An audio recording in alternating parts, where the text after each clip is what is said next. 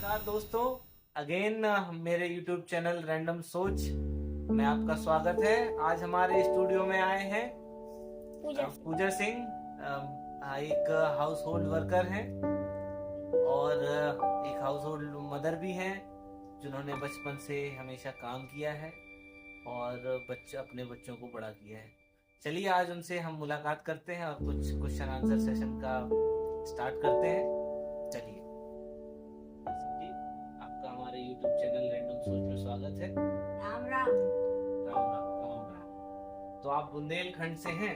जी हाँ। तो हमारे व्यूअर्स को कुछ आप अपना परिचय दीजिए। आपका नाम क्या है और आप क्या करते हैं? हमारा नाम पूजा सिंह है। ठीक, और क्या करते हैं आप? हाउस वाइफ है। अच्छा, तो आप जरा बताइए, आप पूरे दिन का आपका रूटीन कैसा रहता है? हमारा काम ये सुबह उठते हैं, स्नान करते हैं, पूजा करते हैं, फिर नाश्ता पानी बनाते हैं और उसको खिलाते हैं।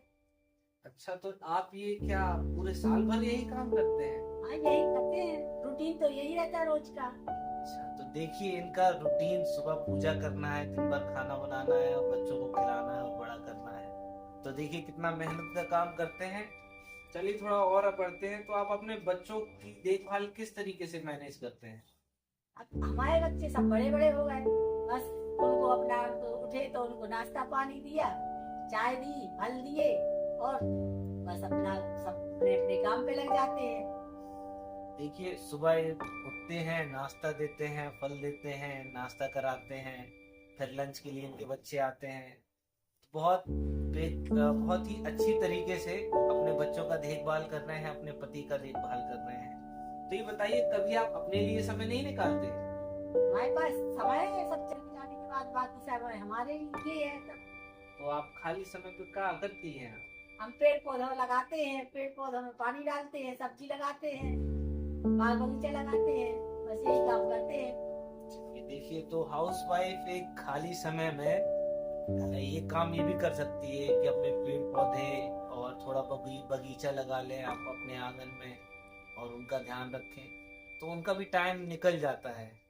तो ये बताइए, आपको जैसे आपके बच्चे बड़े हो गए हैं, तो उनको बच्चों को बड़े करने में आपको क्या क्या चुनौतियों का सामना करना पड़ा? बच्चे बड़े करने में बहुत चुनौतियां तो होती है, बहुत सामना करना पड़ता है चुनौतियों का। पहले बच्चों जब बड़े हो जाते तो उनको लगता है कि कुछ नहीं किया, पर माँ बाप तो करते ही सब कुछ। उनको एहसास नहीं होता है बच्चों को पालने में कितना वो लगती है, मेहनत लगती है। बात तो आपने सही करी। देखिए बच्चे बड़े हो जाते हैं, फिर माँ बाप का ध्यान ही नहीं देते हैं। चलिए ठीक है, आपने बहुत ही अच्छा काम किया और अपने बच्चों को बड़ा किया। तो आपके सारे बच्चे सेटल्ड हैं? हाँ, सेटल्ड है। चलिए बहुत अच्छी बात है। तो ये बताइए, कुछ आप जैसे हाउस वाइफ लोग होते हैं बहुत जल्दी खाना बना लेते हैं, तो कुछ हमारे दर्शकों को टिप्स दीजिए कि झटपट खाना कैसे बन जाता है?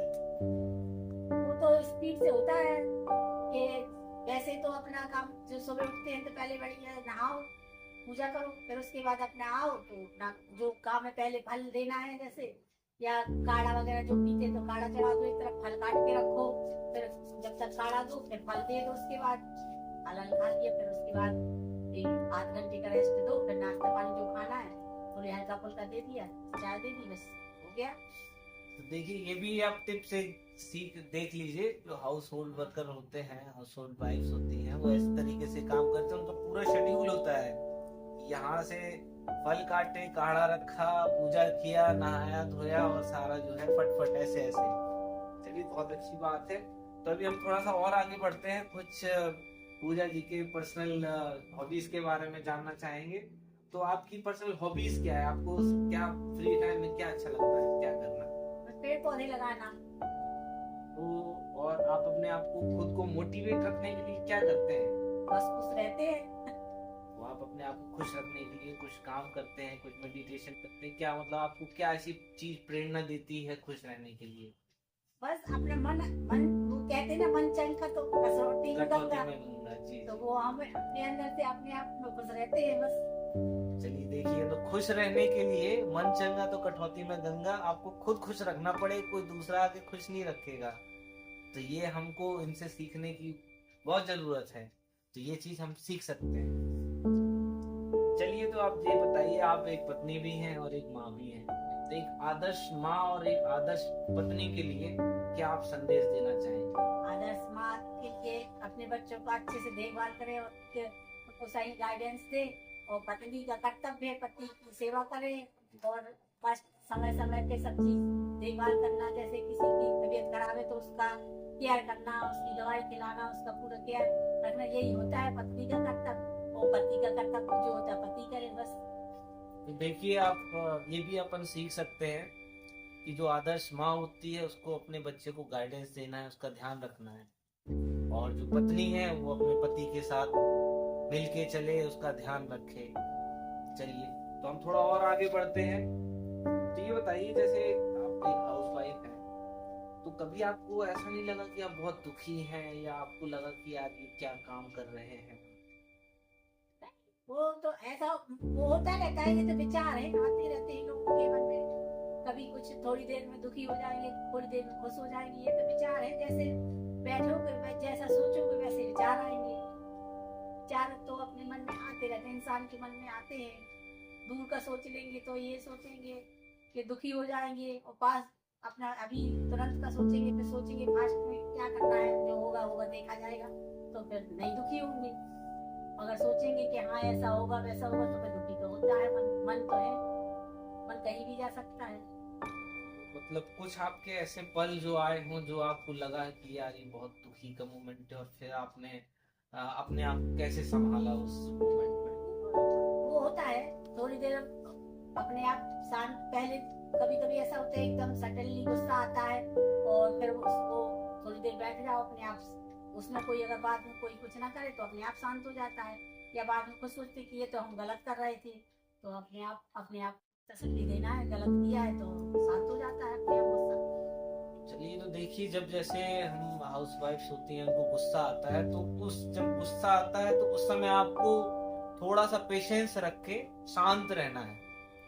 तो आप जैसे शांत रहेंगे तो थोड़ी देर बाद वो गुस्सा रिलाइज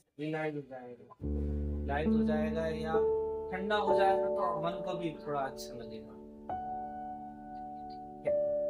तो और कुछ आप बताना चाहेंगे हमारे व्यूअर्स को कि कुछ हाउस वाइफ में क्या क्या चुनौतियां आती हैं? आपके नाती पोते भी हैं, बच्चे भी हैं, तो कैसे आप सबको एक साथ रहता है कि जो अभी की लेडी है उनको रहता है कि हमने बच्चे बड़े की, बस उनको लगता है कि और कोई तो कोई हमारे बच्चे ज्यादा परेशान करते हैं, तो हर किसी के बच्चे परेशान ज्यादा करते हैं, पर उसको हैंडल करना आना चाहिए।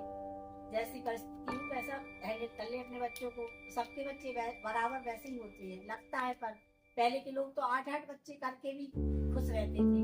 अब के लोग तो एक बच्चे में भी परेशान हो जाते हैं कि उनको हैंडल करने नहीं आता है, क्योंकि वो खुद 8-9 बजे उठेंगे, बच्चे को उठाएंगे, तो बच्चे अब वो अपना काम करेंगे कि बच्चे का करेंगे। पहले की लेडीज जो होती थी पहले उठती थी तो पहले अपना काम कर लिया, बच्चा सोता रहा, उसके पहले उठे तो अपना नहा लिया, वंदन कर लिया, सब कर लिया, फिर पूजा पाठ जो भी कर लिया, हल्का फुल्का जो नाश्ता बनाना वो बना के रख लिया। बच्चा उठा तो अपने बच्चे को देखने लगे, तो बच्चे को अपना उठाया तो अपना मुंह धोया, बच्चे का कपड़े चेंज किए, बच्चे को जो तेल मालिश करना है वो किया, सब करने के बाद उसको बढ़िया फिट फाट करा, उसको मालिश कर दिया और कुछ खिला पिला दिया, तो बच्चा फिर सो जाता है, तो फिर टाइम मिल जाता है, उस बीच में फिर काम कर लो, फिर बच्चा जब जलेगा जब तक फिर फ्री हो जाती है। उसको मैनेज करना आना चाहिए। तो देखिए, हम लोग एक एक बच्चे और दो बच्चे में बहुत परेशान रहते हैं आजकल की जनरेशन। और तो आपने कितने बच्चों को एक साथ संभाला है? हमारे 5 बच्चों को हमने संभाला एक साथ। तो देखिए, ये 5 बच्चों को संभाल के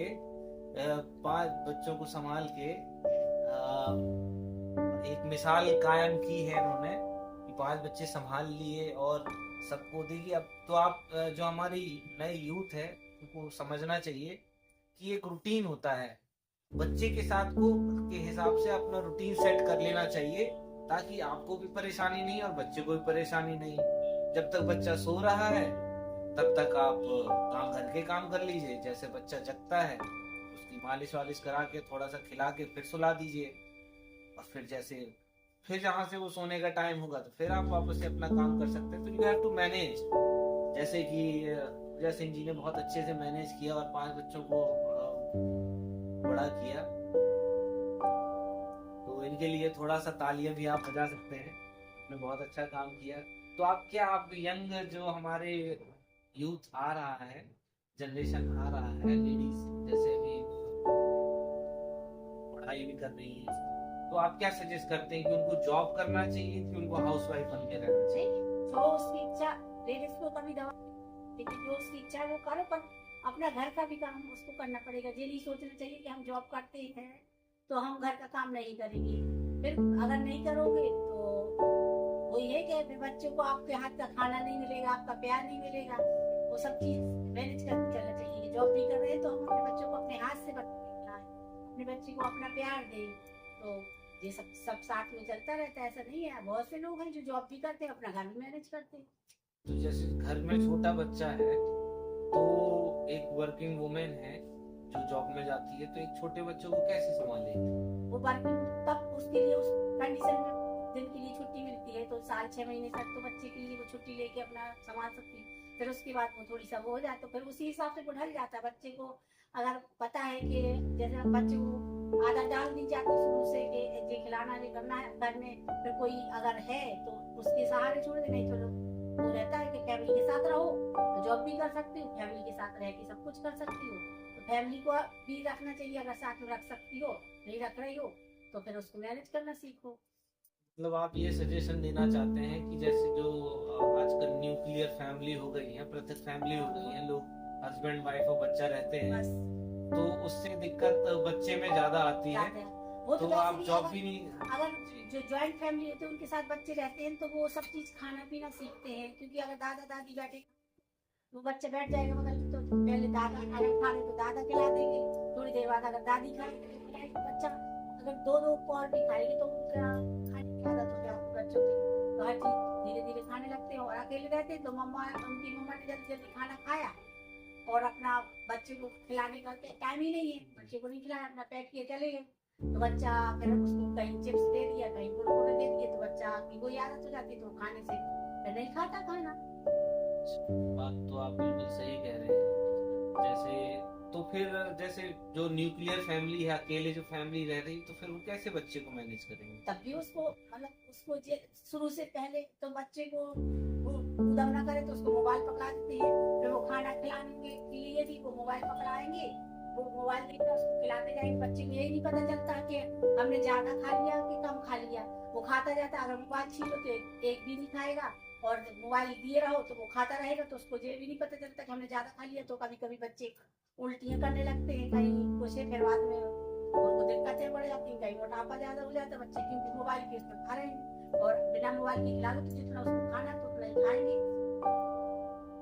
तो जैसे तो मतलब आप ये कहना चाहते हैं कि जो बच्चे न्यूक्लियर रहते हैं, हस्बैंड वाइफ और एक बच्चा रहता है, तो उसकी उनको न्यूक्लियर के बजाय अगर वो साथ में रहें जॉइंट फैमिली में दादा दादी के साथ, तो ज्यादा बच्चे की अच्छी ग्रोथ होगी। लेकिन जो अगर अलग भी रह रहे हैं तो वो अपने बच्चे तो फिर आपको बच्चे पे ध्यान देना, बिना मोबाइल के और उसकी बिना टीवी खिलाओ, बढ़िया बैठ के 8 घंटा का समय दो बच्चे को और खिलाओ उसको।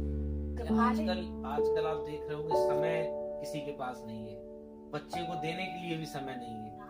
थोड़ी बहुत तो बच्चे के लिए मैनेज करना पड़ता है ना। जैसे 8 बजे जाना उनको, तो बच्चे को हिसाब से अपना खुद 5 बजे उठो, पूरा अपना काम करो, बना के रख लो। बच्चे को उठा के अपना थोड़ी हाथ मुंह धोए, थोड़ी सी खेला, जब तक उसको खिला दिया बस चले गए। फिर अगर जा भी रहे तो उसको अगर साथ में ले जा रहे तो उसको बना के रख लो, बना हल्का फुल्का या दलिया बना लो, ये जैसी चीजें खिलाओ उसको घर की, पौष्टिक, सही रहेगा। तो देखिए हमारी जो आज यंग जनरेशन है, यंग वुमेन है, तो उनके लिए ये एक हाउसवाइफ, एक हाउसहोल्ड वर्कर से आप ये बोल सकते हैं, सीख सकते हैं कि जो हमारी टाइम मैनेजमेंट, आप जैसे बच्चा को आप टाइम नहीं देंगे तो बच्चा फिर जिद्दी हो जाएगा और खाने में भी दिक्कत आएगी, न्यूट्रिशंस कम मिलेंगे। तो हम लोग को टाइम मैनेजमेंट के हिसाब से बच्चों को ध्यान रखना पड़ेगा। चलिए, आपका बहुत बहुत धन्यवाद, आप हमारे चैनल पे आए। कुछ आप हमारे यूथ को एक संदेश देना क्या चाहेंगे? स्वस्थ रहे, स्वच्छ रहे, बस यही हमारा संदेश है। तो स्वस्थ रहे, स्वच्छ रहे और हमेशा मुस्कुराते रहे। चलिए मिलते हैं बार बार, राम राम। अगली बार।